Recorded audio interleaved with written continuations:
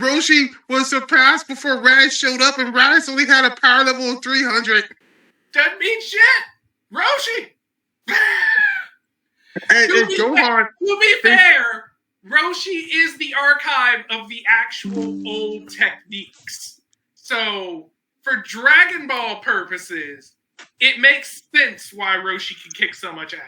Guys. For Dragon Ball Z and Super purposes, it doesn't, because they lean heavily on power levels. But for Dragon Ball purposes, yes, Roshi should be kicking everybody's ass because he knows techniques nobody ever fucking uses.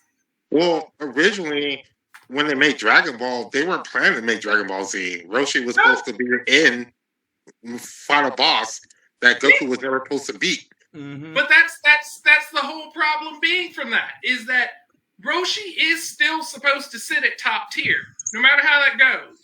So when you brought in aliens, all you've done is now been like, okay, you have showed the oldest martial arts master what your alien martial arts is now. And he's just going to cross-reference that with everything he's done for his past, what is he, like, was he like 120? I don't remember. They said at one point, because he's had like the Fountain of Youth twice. Yes. So I don't remember exactly how old he is, but he's old as fuck. And it didn't help that Toriyama pulled its ass pull, where it's just like, oh, well, we need Saiyans to get stronger. Well, when they recover from near death, they become stronger. Hey, senzu beans. Like, the whole Namek episode was an asshole. But even then is weird, because it's like, okay, senzu beans. But the main person who grows those senzu beans is Corn.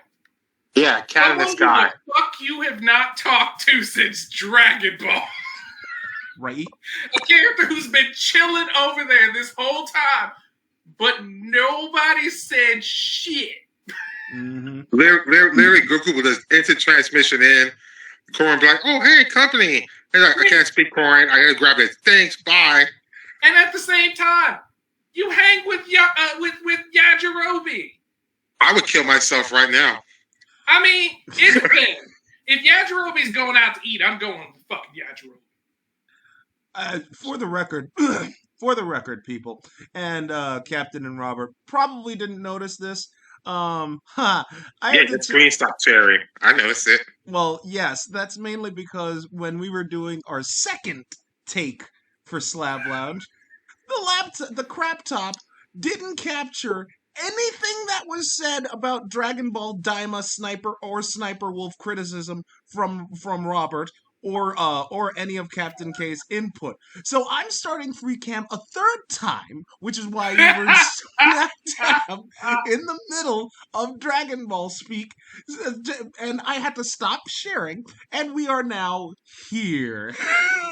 Long story about why I'm... So we're going to need to start a new segment of Rants in the Ether from rants that we originally said. Oh no, we're continuing on. Into the darkness. Oh, like, does he just have a program that can just record our voices and he can just upload it with our Mad Hand logo?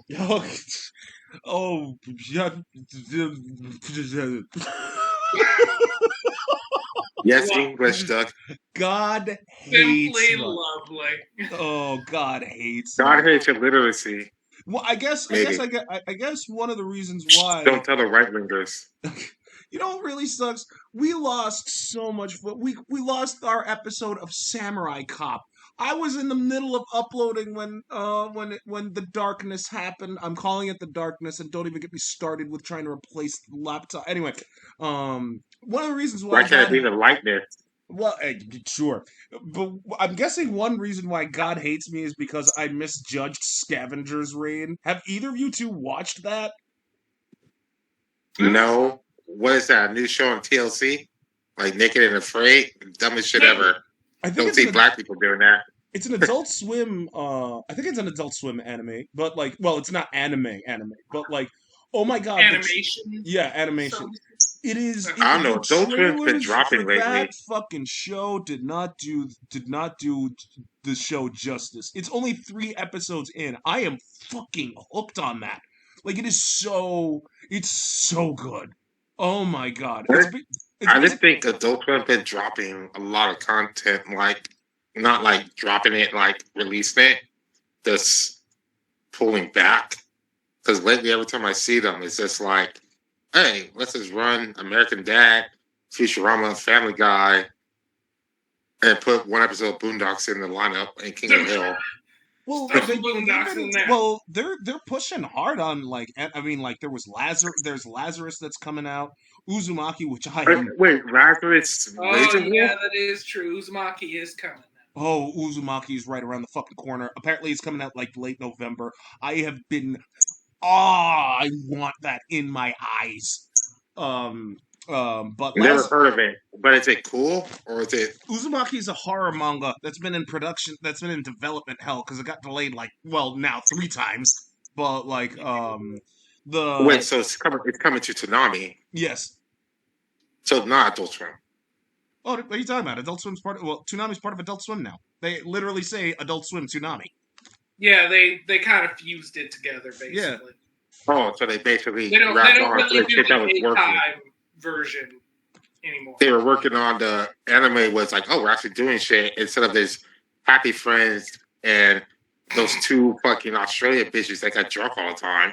Well, I know they're bringing back Aqua Teen. Like they said, they. Oh yeah, I remember seeing that. Okay, yeah. See, that's another sign of desperation. Like, I mean, one of my goals in life. Desperation. Well, one of my goals in life was to always get like one of my things was hopefully like one of these shows that we're doing now will be able to get to Adult Swim, but it's just like I don't know.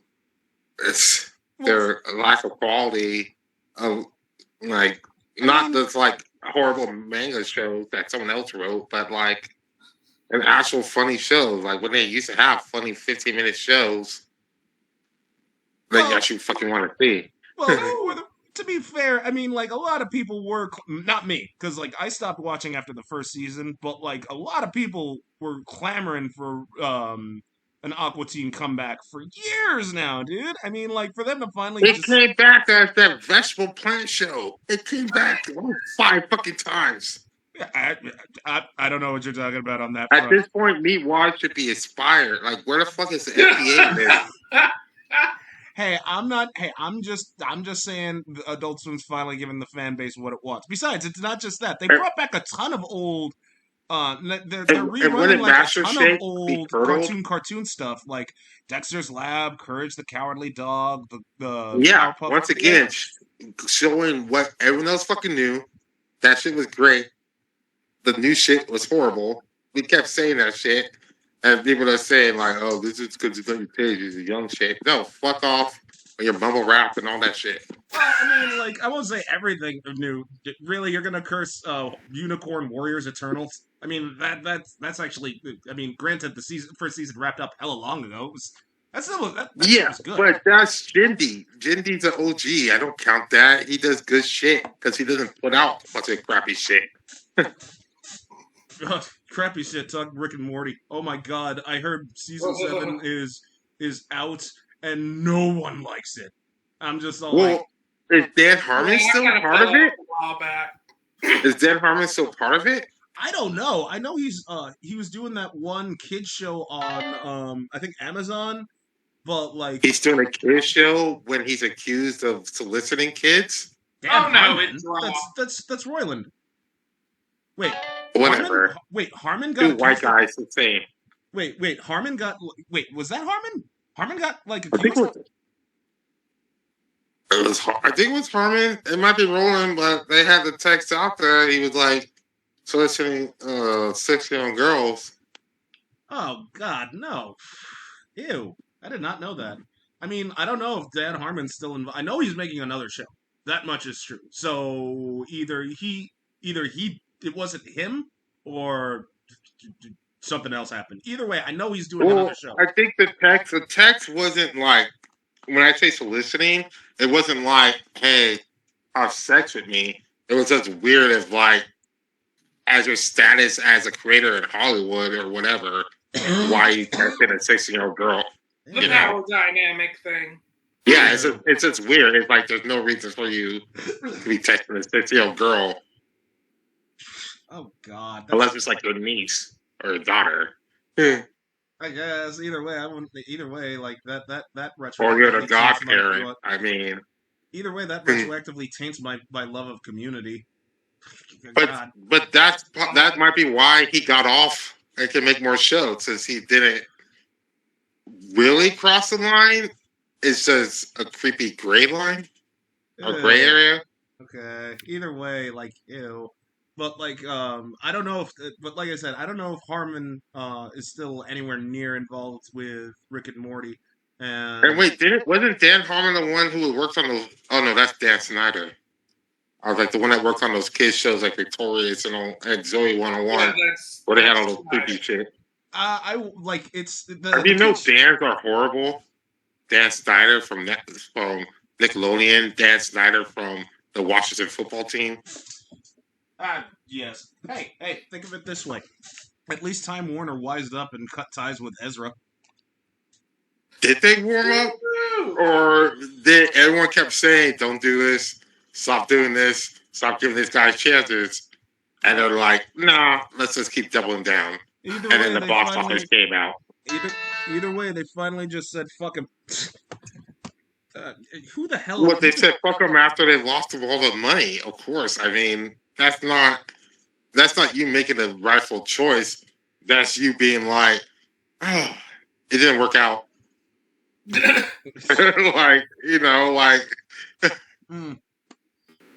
man, like it didn't. It like I knew the Flash movie was gonna suck because it's the DC. DC doesn't make good movies, man. Outside of the not door, at all. They should have known from if Black Adam with The Rock with all popularity still flopped. I mean, if DC like outside of the Batman trilogy, there's oh yeah, and Shazam, and I guess the first Wonder Woman movie, but like outside, and they made the horrible decision to get rid of Henry Cavill as Superman, who was one of the most popular Supermans. Like, why you keep shooting yourself in the foot? Oh, because I came over. I came over from Marvel, and I want to have my own guy here. As DC's not sucking, and one of the few good things we have going. Let's get rid of him. Hey, Eagle Trip. Not just him. Jason Momoa jumped ship. He's in Marvel's Bandcamp. Happened a while ago. He was smart. He saw the writing on the wall. He was like, "Fuck this bitch, Amber Heard." Mm-hmm. Well, yeah, no, he knew way back then because it was already too much work for her. Right. It was just like, nope, this is too much. And besides, literally, Jason heard a who and said, "Who's that bitch?" Hey, Cavill landed on his feet. He's in bed with Warhammer right now, doing like I think he's working on either a fantasy or a 40K project. On that note, though, I watched that whole Pariah Nexus thing with the Sisters of Battle and like the Necrons, and my God, is it terrible. Oh, I used to roll Necrons hard in high school. I used to like the Necrons because I like the Necrons. They came back after a while. It was great. Well, yeah, they heavily Egyptian themed it up with them, and I'm just all like, okay, I get it. On one hand, you want to like do the whole ancient race of conquerors that's trying to like either reclaim what was theirs or just do random shit like Trazy the Infinite, who's like who's 40K's iconic troll now. But like but now they could. When the Necrons could speak, I was fine with that. They rebelled against the Catan gods, I was fine with that. Now they have like these dynasties that are like fighting against each other or whatever, and I'm just like, guys, no. One of the things that made the Necrons great was that no one knew who they really were. Like, no one knew who they really were. They stopped doing the whole pariah experiments as a form of like their evolution for some reason, and now they got different clans. Like the flayed ones are like the bottom tier, and the destroyer clans hate all things organic, and then you got the tech clans doing whatever the fuck, and it's just it's so 3 things on that. First of all, stop fucking pushing the Space Marines on every fucking thing. It's not America. Fuck it. Second of all, maybe they should explore using the Tau more. Third of all, if they could have tied General Grievous into the Necron storyline, they could have bank money. It's like right there. Oh my God! Right General there. Grievous was one of the best right things there. that happened. It was right there. before was they fucking right there. Grievous was one of the best things that ever happened in Star Wars, and then they pussied him up. That could have saved a lot of the fucking prequel. Like, get rid of the first movie, get rid of Jar Jar Binks, unless they're gonna make him Darth Jar Jar Binks, and just backdoor pilot this Warhammer with General Grievous. Speaking of Space Marines, I heard a rumor. Now, I don't know how true this rumor is because it literally makes no sense. Since the Primaris Space Marines came out, right? The Super Marines, they have like 2 wounds and a 3-up save and all this nonsense. They're thinking of retiring the actual Firstborn Space Marines, like just get rid of them all. And I'm like, wait, what? I know, right? You're gonna give up the post that is the Space Marines are still arguably the poster child of 40K. I mean, what? Okay, I get it. You want to push the Primaris Marines like hard because they're literally the reason why 40K rebooted. But like, if you're gonna do that, you better take them out in glorious battle, right? I mean, wouldn't it be better and a more realistic approach to add the ability if they're gonna reboot the Marines that every like 2 or 3 turns, you gotta roll the dice to see whether or not they kill themselves from PTSD. Well, here's how I mean, there's certain Marines that would apply for. And they heavily push religion on them. Yeah, most wouldn't have even gotten that far if they were going to break from that. But there are some. Yeah. Well, and they heavily push religion with the chaplains in the Space Marine Force. Well, like, why do you need a fucking chaplain out there out here killing people? Here's how the whole thing like rebooted. Well, first of all, here's how the whole thing rebooted. So the Eldar, right? Or actually, they're called the Eldari now for whatever reason. They basically, you ain't seen nothing yet. You ain't heard nothing yet. The Eldari got together with the Drukhari, which is now the Dark Eldar, and together they made like a god of death. And like the god of death combined with a ton of other factors essentially created the Great Rift, something that split the Imperium of Man's empire in 2. With that being said, for some reason Abaddon was all like, "Hey, I'm gonna destroy Cadia." So he crashes like this super huge spaceship, a Blackstone Fortress, into the planet, literally blowing it up, even though they had like what is the Warhammer 40K equivalent of a Death Star. But whatever, we'll roll with what we got. In that time, the Eldari went to the Ultramarines' homeworld, Macragge, and they literally revived the Ultramarines Primarch, who was stabbed in the heart, but was able to get put in cryostasis somehow. Anyway, so they revive him. He goes to Earth, talks with the Emperor alone, even though the Emperor can't speak. And then comes down and basically says, "Oh yeah, by the way, in times of great crises, this tech priest, who was supposed to be dead but really isn't, had the upgraded version of Space Marines, and they're called the Primaris Space Marines. Oh, and by the way, we don't like the fact that the Imperium is a religious society. We really should get rid of that." And like and so here you have like the Inquisition of 40K basically going like, "Yeah, no, we're still a religion, fuck you, and the Grey Knights are not gonna touch the Primaris nonsense." Meanwhile, all the other chapters are just like, "Ooh, Super Marines, yes please." And so they literally restarted the Great Crusade to reclaim all of the Imperium of Man, and while the Tyranids get an upgrade somehow. Yes, that is how 40K rebooted itself. Have fun with that knowledge. Wait, so wait. The dude who spoke to the Emperor to relay this information. Yes. Who was he again? Oh, his name is, he's the Primarch of the Ultramarines, Reboot Guilman. That's how, Guilman is how you pronounce his last name. I don't know how you pronounce his first name, because it's like Roboute. Wait, does he still have a head? I don't know. From my understanding of psychically trying, even if he's just inklingly trying to tell you something, is such an overwhelming force of information, light, and everything else. How the fuck did he even survive to just convey sentences? I don't know. have fun with that That- knowledge. The moment you said that, I was already like, this is already fucked up, because that dude should not just be fine to tell you what happened. How did they See, Because I already know, even just with my limited knowledge, anytime you try to communicate with anybody at that level, it's a big fucking deal. Yes. You don't just go in and treat it like you're fucking talking to Zordon or some shit. Exactly. Look, I am a huge 40K fan. I still arguably am because I watched like a lot of Warhammer Plus's content. But like, you're telling me to swallow that how did they revive a Primarch with the blade still lodged in his heart?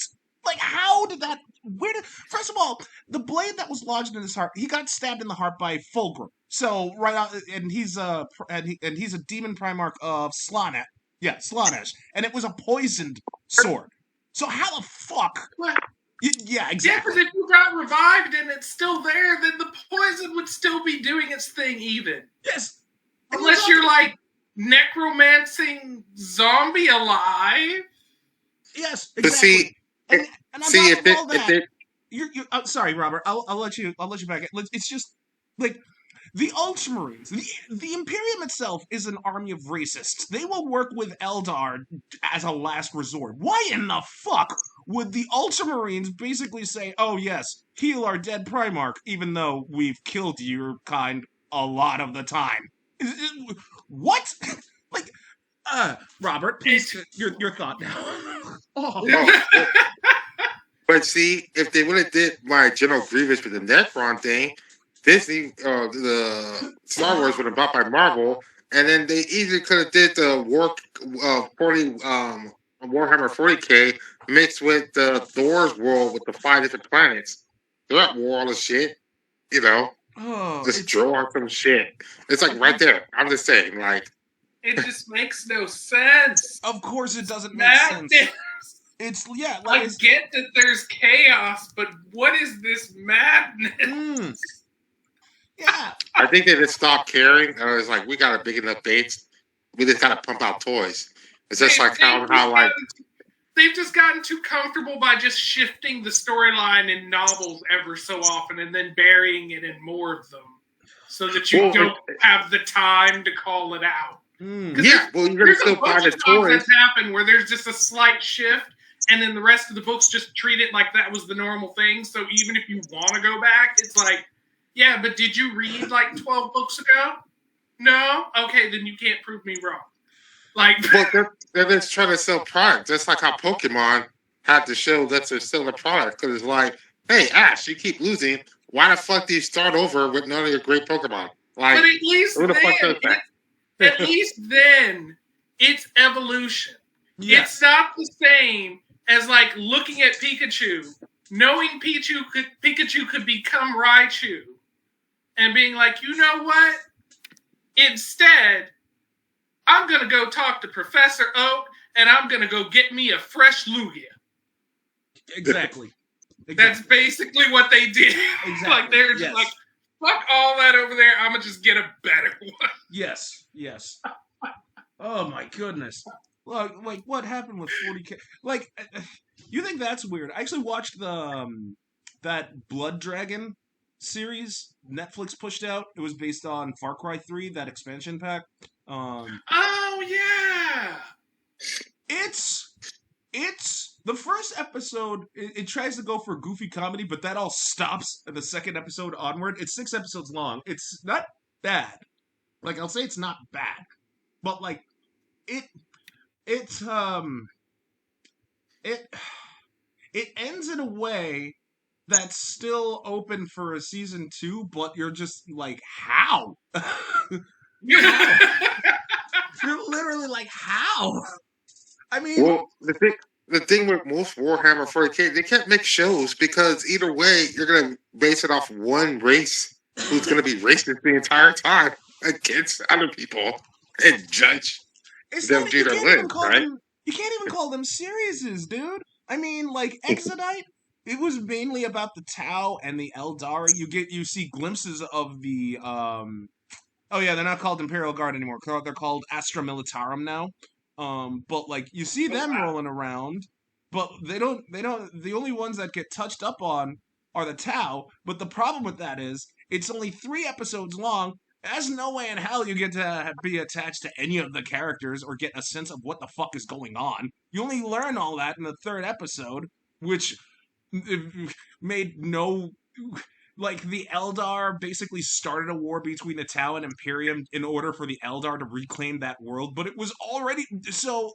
But the flaw in that logic is everything in that world has basically been blown up. What the fuck are you trying to reclaim? Even then, Things! even then, Such things! and even then, by the end, you don't even know if the Eldari wins. You're just told they're gonna win, like, off camera by some. I think it was a member of the Harlequin tribe, and the Tau gets caught up in the Drukhari Dark City of Kamara, where the Dark Eldar reside in. So, and it literally ends there. Like, it just ends there, and you're just like, what? It kind of seems like they were just trying to do the Gundam plot, 2 opposing sizes, and then they all realize there's one horrible guy they all join forces against, and then all of a sudden here comes a badass shit that no one knew they were building. Like, what? I would rather take the Witch from Mercury ending, seeing as how you brought that out, because, like, Witch from Mercury basically ended in the weirdest way. I mean, it was a cock slap and a half, but at least it made sense. You want to know which ending didn't make any sense? I don't know if you two know that. You know Pantheon came back? It actually did get a season 2. But the way season 2 ends is like your brain is going to explode, because here you are, it's Pantheon and it's doing the Pantheon stuff and it's making sense, kind of. I mean, I still don't like the idea of digitizing your brain, but whatever. Like, the writing was still, good and all that nonsense, and they're actually debating the politics behind uploading your brain to the cloud. But then stuff happens, and yeah, no, I don't want to spoil it, because, like, you have to watch it to basically it'll make you scratch your head. You're just like, what? That's how you're ending? Really? I mean, I wouldn't want to digitize my brain, because then you're stuck on the planet or world you're on, right? That planet goes poof. You can't take a shuttle somewhere, Yeah. or you're gonna jump from cloud to cloud. Like, It's really, they try to sell the hell out of it. The reason why that you want to upload your intelligence is because, like, oh, Earth has a finite amount of resources, so everything's gonna go down in hell, da da da.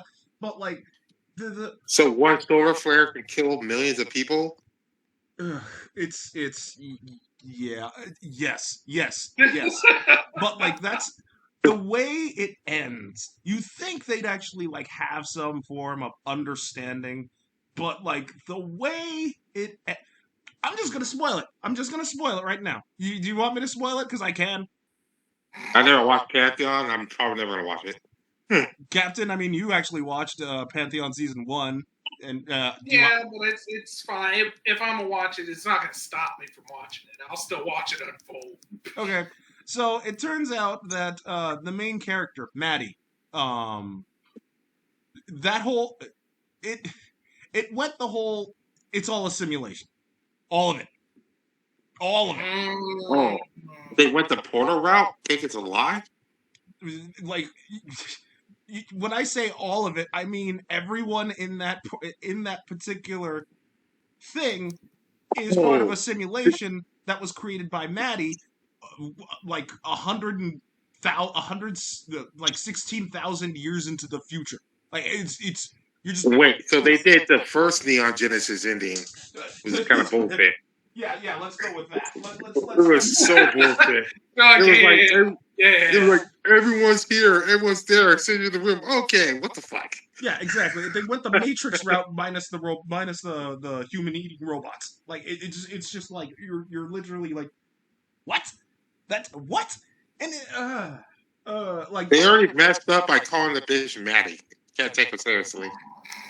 Well, I mean, she's actually a good character, but in season 2 they did their best to screw it all up, because she's pictured as a like strong, independent kid type deal with good engineering background, but then they just crowbarred in a love interest for literally no reason, and she became a teen mom.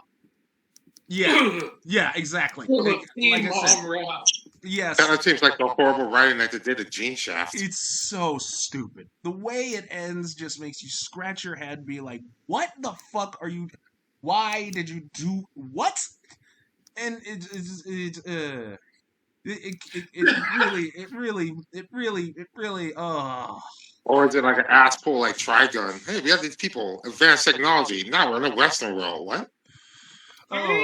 at least Trigun ended on a good note. Semi-good. Well, yeah, it ended on a good note. I mean, granted, what's his Yeah, face so they died, but rebooted. at least, granted, what's his face did die, but at the same time, no, it still ended on a pretty good note. Yeah.